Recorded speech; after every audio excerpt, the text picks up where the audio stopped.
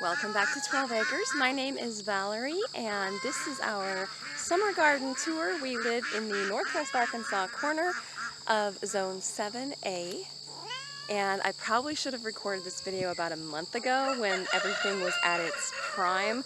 So you'll see some things that have gone beyond their most beautiful, but that's okay. We are in the midst of summer. It is reaching 100 degrees almost every day.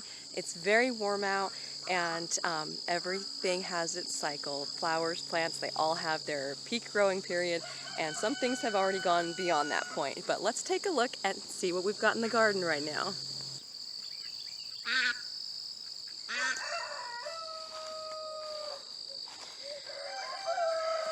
So as we came through the archway that is covered in absolutely beautiful morning glories and some other flowering vines that are kind of being hidden by the morning glories. Look how beautiful these are. And it is so thick. And I actually have a visitor. I don't know if you can see this, but there is a nest up in here. See how beautiful that is? I wanted to show you the other, in addition to the morning glories, what else I have in here. Look at these beautiful little guys. Very tiny and delicate little flowers on them. Yes, Jasmine, I'm coming back in. So on either side of the archway, I have my two perennial beds. And these are mostly perennials, although I did fill in some empty spaces with some cosmos and nasturtiums, a little bit of nasturtiums there. This is my peppermint. There's some nasturtium. That's Dara. I have two lavender plants. A weed. I must have missed that one.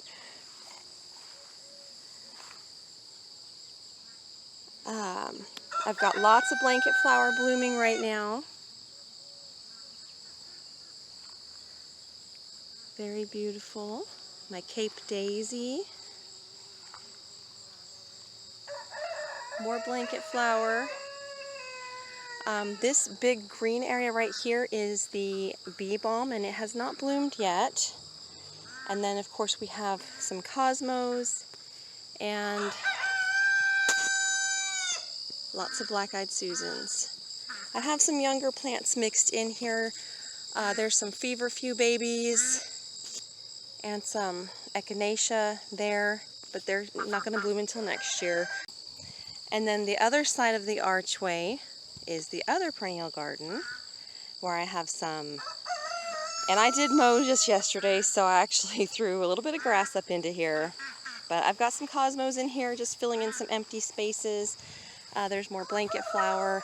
This is a massive orange cosmos that has not bloomed yet. It is huge. I am having some technical difficulties with my camera, so if the sound doesn't match what I'm pointing at, that's why. It's like delayed and it keeps freezing up on me. So more bee balm here, blanket flower. I have a white rose here in the center that doesn't currently have any blooms on it.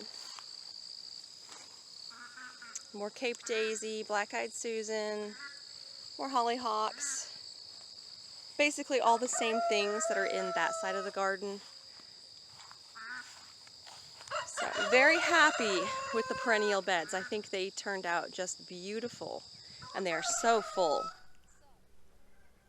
So coming down on this side of the perennial beds, we have Isaac's little garden, or his farm as he likes to call it, and basically all he's got is a few sunflowers, zinnias, some corn. He did pick a few ears yesterday, but he's got a few more to pick out here. There was a spider in his way, so he had to stop. But he also has his leftover, well, what he's got left of his watermelons. He had one of his watermelon plants get killed by the squash bugs, but this one survived and actually has a couple little watermelons on it. And then he's got some new baby watermelon plants coming in as well. And then down from his little garden, I've got one lone tomato plant right there, a weed patch, which actually still has our onions in it that I need to pull out. And then this is going to be our new green bean patch. And so I'm very excited about getting some more green beans going because the ducks just wiped out all of our green beans previously. So it'll be nice to have some fresh new green beans. And then on this side over here, well, there's the sheep. But basically this is just the tomato and pepper area, and it's a little bit weedy right now, so I'm not going to really show you that too much, but everything is growing and producing. We've got some bell peppers and jalapenos and lots of tomatoes still churning out, even though the plants just look pretty ragged right now. Heading back from the tomato area and back into our flower part, I've got lots of zinnias still. They're starting to bounce back. You know, the grasshoppers really took their toll on them, but they're looking a lot better. Bachelor buttons are pretty much done. There's a few little ones that are still blooming, but for the most part, they are completely done. But yeah, the zinnias look nice, and I even replanted a few new baby zinnias in there. But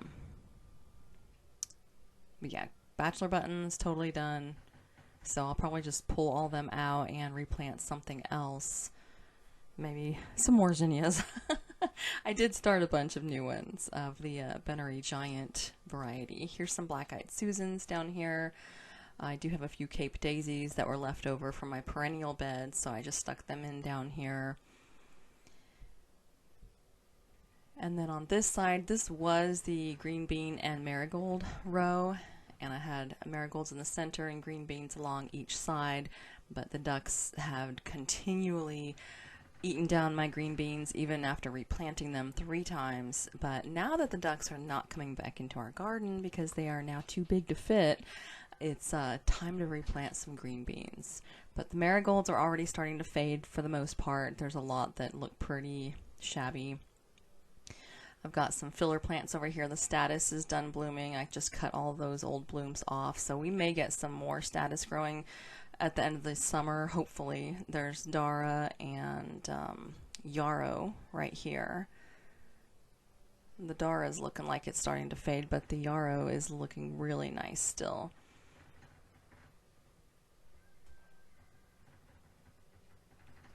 The Polish amaranth has grown so big and wild and has actually gotten kind of broken over in places from the wind, so it looks pretty crazy right now. And then I have some young plants here, some straw flowers and one lone double-click Cosmo. So I'm excited to have the straw flowers because I've never grown those.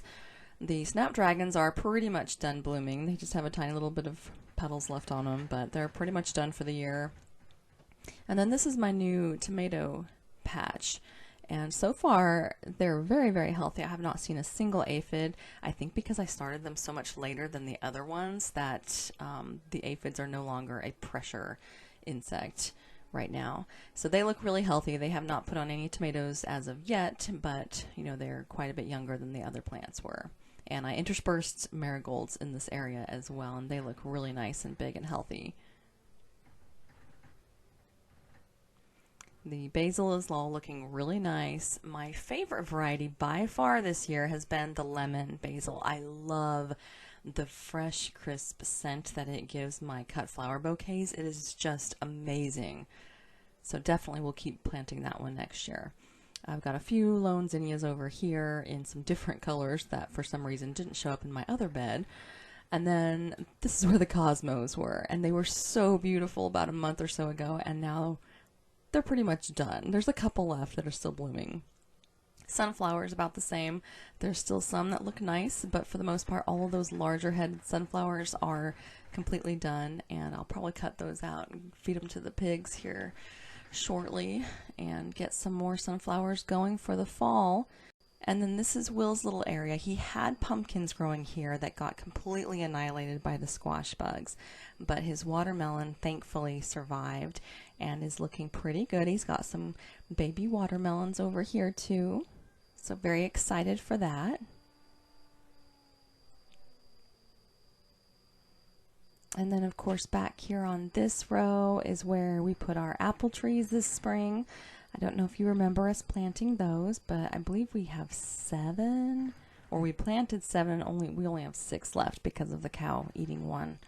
So they're doing good. They're putting on some new growth, but they're very slow, as apple trees tend to be. But they look really nice and healthy.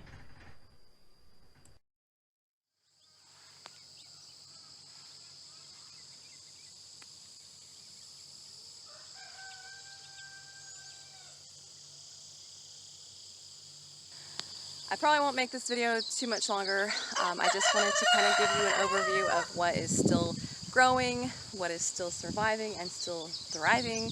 As far as food goes, we don't have a whole lot of food plants that are doing really well. The tomatoes are still pumping them out. Cucumbers are totally done. I have to restart some cucumbers from seed. I'm also restarting some zucchini and squash, and I will be planting fall plants before too long too. Some more cabbage, broccoli, cauliflower, things like that. One quick thing before I leave. The tomatoes inside the hoop house are proving to be far too heavy for these little twines. So next season I will definitely be using paracord or something else to tie them up with. They are just collapsing on their own weight. One of the twines back here has completely broken, and so this tomato is on the ground, but still doing great, thriving. But these are just massive. I cannot believe the difference in size on the tomatoes that are grown inside the hoop house as opposed to outside. It is just phenomenal to me. So definitely the way to go. Even the Roma types are just absolutely covered, and the plants are so heavy and robust and just beyond my wildest expectations. I have a feeling there'll be another record breaker in here pretty soon. So the growing season is not over yet. I will persevere and I will keep growing as much as I can until I can't. So thanks for watching this video, guys. I hope you enjoyed seeing my little garden. It is my little patch of paradise out here, even in the 100-degree days. I still love it. So thanks for watching. Bye.